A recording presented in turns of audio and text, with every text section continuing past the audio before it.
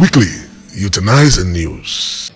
Hello and welcome to yet another exciting episode of your favorite online TV series, Youth Weekly on UTV Africa, bringing to you highlight of news that made headlines in the news in the language and perspective of young people. My name is Helda Apollos.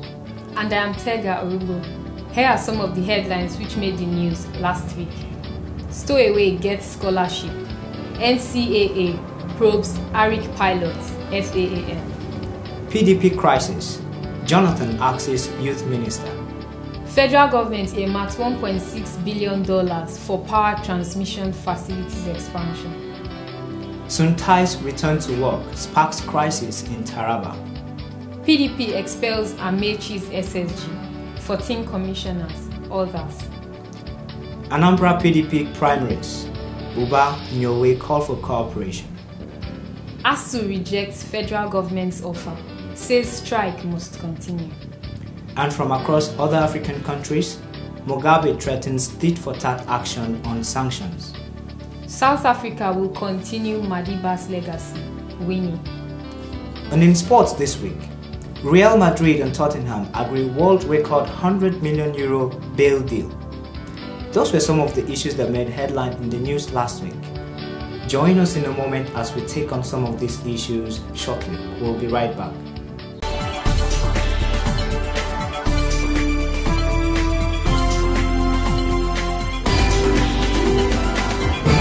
Youth Weekly, Euthanize in News. We are part of the solution. We bring you youth perspective on issues. Youths have a voice. We have a story to tell. Youth Weekly, Euthanize in News. Welcome back. You're still on to Youth Weekly on UTV Africa. In this segment, we're going to discuss some news which made the headlines during the week. Helda, what do you think about the stowaway boy flying from Benin to Lagos? Well, how do you think what image does it portray about the security situation now? Well, I thought as much that it will be an issue of interest for you, as it was for a lot of Nigerians during the week. Yeah. Actually, how a young boy of that age had the courage to actually come into such an environment actually brings concerns for what actually brought him, what motivated him to go to that length. You know, he actually had US as his target. You know, so but also the breach in the security, how he was able to do that without being curbed.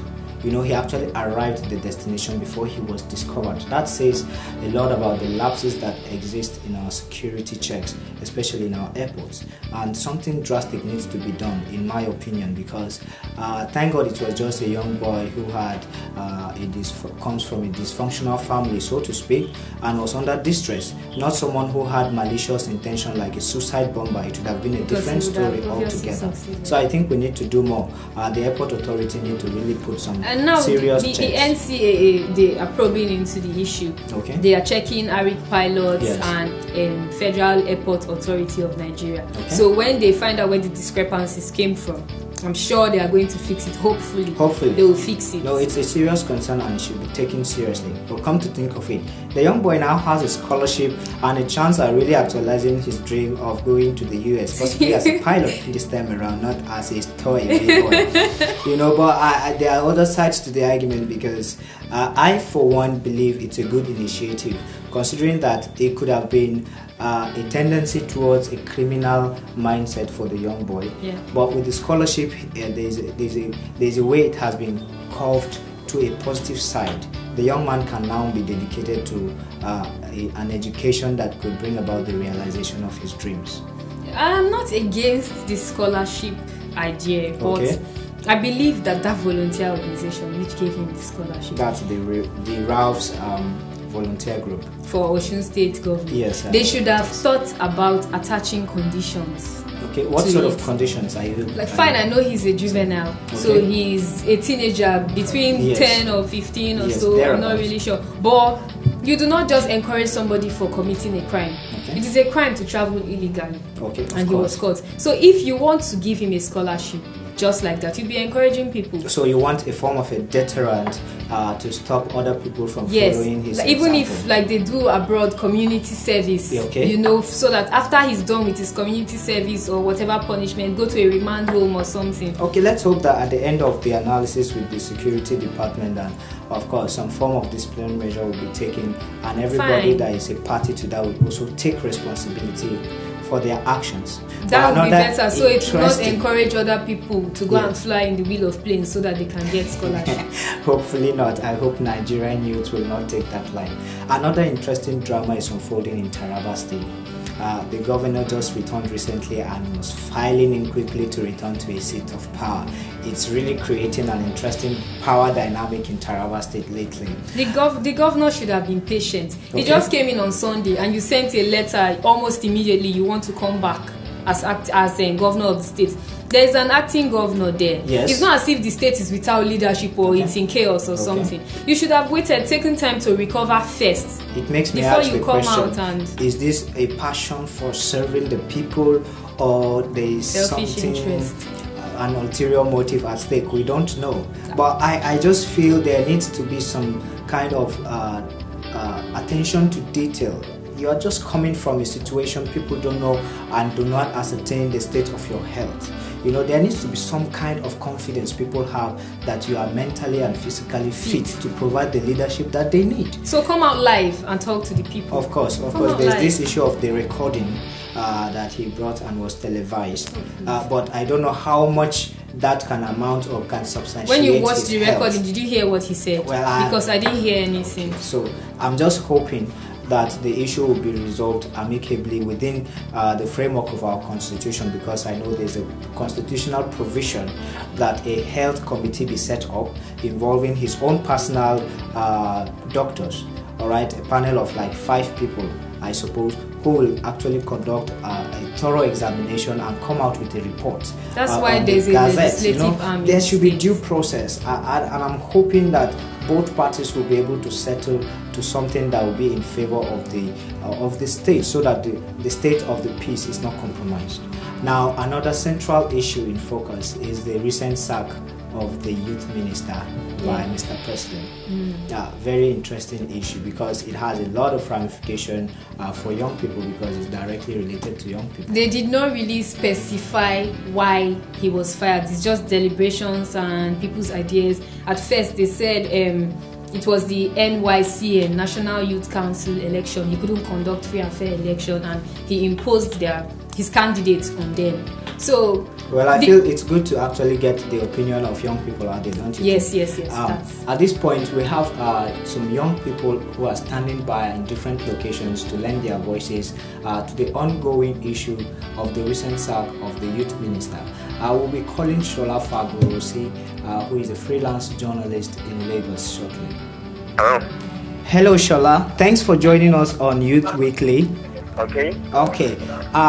We are calling in regards to the recent issue that has been on the news lately. I'm sure you've been following the recent sack of the youth minister.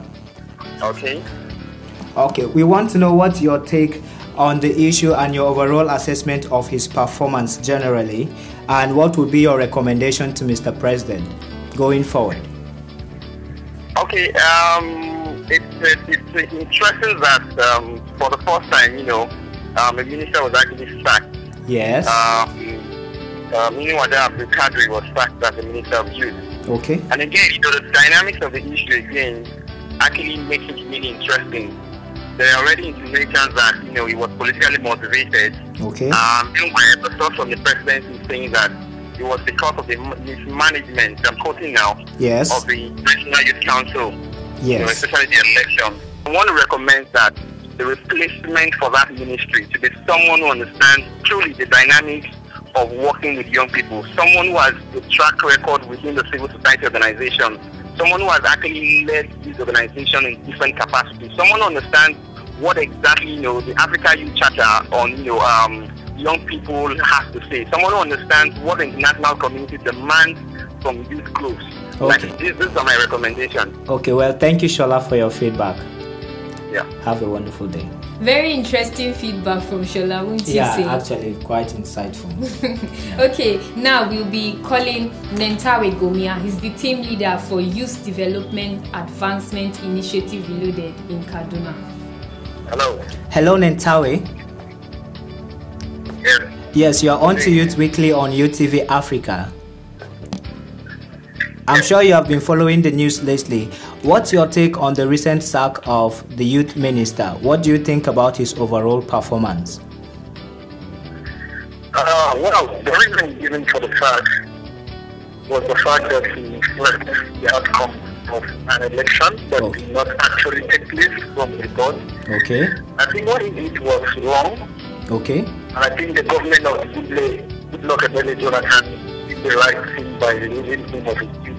Okay. I think it's a new beginning in this country where government wants things to be done correctly. So I think the government did the right thing. All right. Thank you so much for your big feedback, Mr. Nentawe. Thank you. All right. Bye-bye. Well, that was also an interesting feedback from Nentawe, right? He feels the action of the president is justified. So why don't we call a third party to kind of balance the perspective? Yeah. We also have a young lady in Bauchi, Miss Salem Samuel Jane, who is also a freelance journalist, and she also would want to lend her voice to the ongoing issue as far as the youth minister is concerned. So let's call Salem. Hello, Salem. You're on Youth Weekly, Youth TV Africa. Please, can we know what you think about the sack of the youth minister? What's your take on it?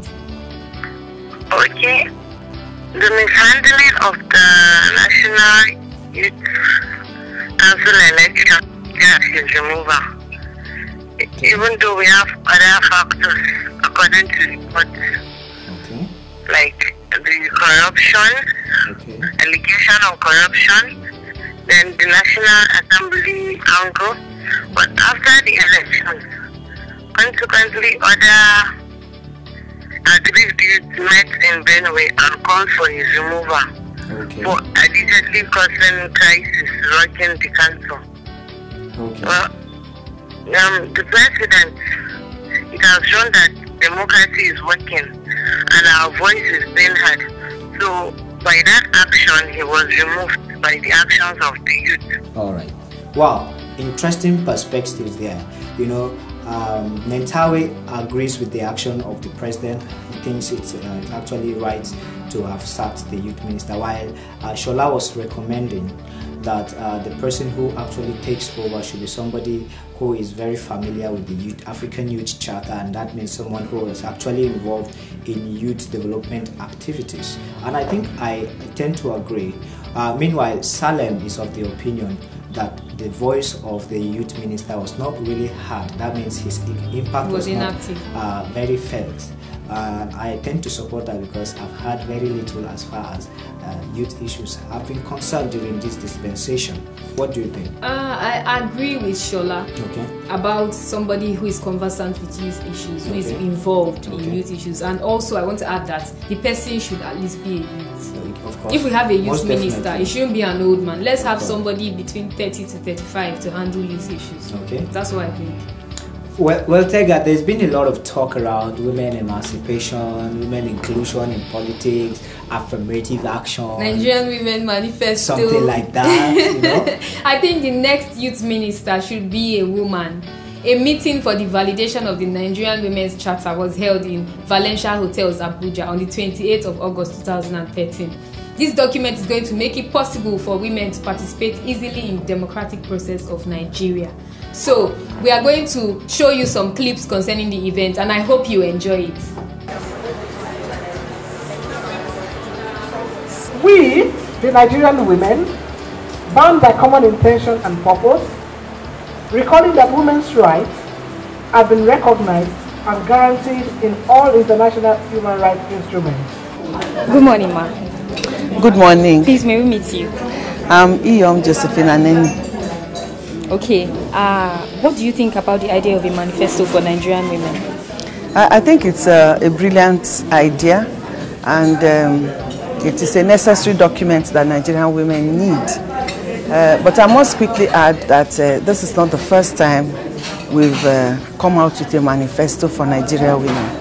I think that what will make the difference this time around is that we should ensure that it is widely publicized. We should ensure that it's in the hands of every woman and that they understand what it is. So that when we are making the demand, it is not just the document speaking on its own, but women actually, speaking what the document is saying. I'm Hafsat Mohammed Baba, the immediate past National Women Leader of Action Congress of Nigeria is here. Okay, what do you think about the idea of a manifesto for Nigerian women? Well, the manifesto is actually very good because the women have succeeded in coming together to talk about their issues and to make their demands and ask from the political parties, from the government, and also from civil society organizations. So it is good that the women are coming together to make their demands and to make their voice heard. Well, with this feature, I'm hoping that we will see more and more female engagement in political and democratic processes.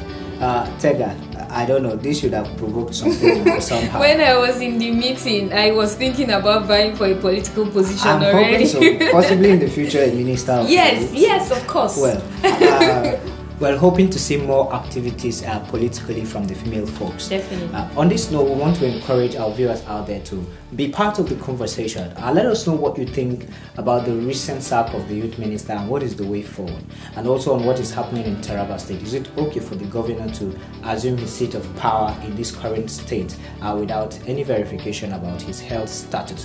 Let us know what you think, and also like our Facebook page, facebook.com/YouthTV Africa. Follow us also on Twitter. Our handle is @YouthTV Africa. This is all we can take on this edition of Youth Weekly until we come your way again next week with more exciting gist from the news. Have a wonderful week ahead.